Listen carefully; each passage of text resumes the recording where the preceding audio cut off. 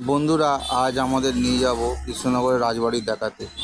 ছেলেবেলা থেকেই এই কৃষ্ণনগরের রাজবাড়ি দেখার আমার খুব ইচ্ছা ছিল এবং গোপাল ভাঁড়ের প্রতি ছিল আমার খুব আকর্ষণ।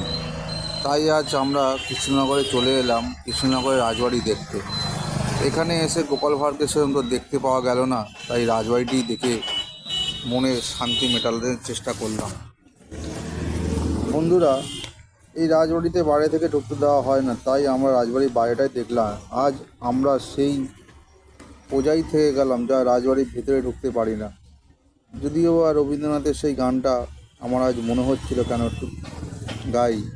আমরা সবাই রাজা, আমাদেরই রাজার রাজত্বে, নইলে মোদের রাজার সাথে মিলব কিশোর। বন্ধুরা, আমরা কৃষ্ণনগর রাজবাড়ি যাওয়ার জন্য মায়াপুর থেকে নদীঘাট পেরিয়ে রাজবাড়ির উদ্দেশ্যে রওনা দিয়েছিলাম। এখান থেকে রাজবাড়ি যাওয়ার আসল বিষয়টি হলো, আমরা এসেছিলাম মায়াপুরে। মায়াপুর ঘোরাঘুরি পরে আমরা ডিসাইড করলাম আমরা কৃষ্ণনগর হয়ে রাজবাড়ি দেখে বাড়ি ফিরব। এই যে বন্ধুরা, আমরা চলে এসেছি কৃষ্ণনগরের রাজবাড়ির সামনে। আমি, আমার স্ত্রী এবং আমার দুই সন্তানকে নিয়ে। খুবই ভালো লাগছে বন্ধুরা। সামনে অনেকটা বড় একটা মাঠ।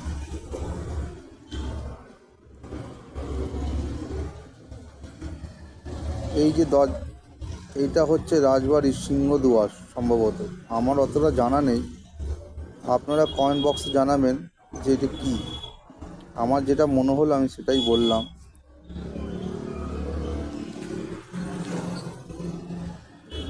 এই যে বন্ধুরা, আমার রাজবাড়ির চারদিকটা একটু ঘুরে ঘুরে দেখলাম। এখানে অনেকটাই জায়গা ফাঁকা পড়ে আছে, মনে হয় পিকনিক স্পট মনে হচ্ছে। মাঝে মাঝে এখানে পিকনিক হয়।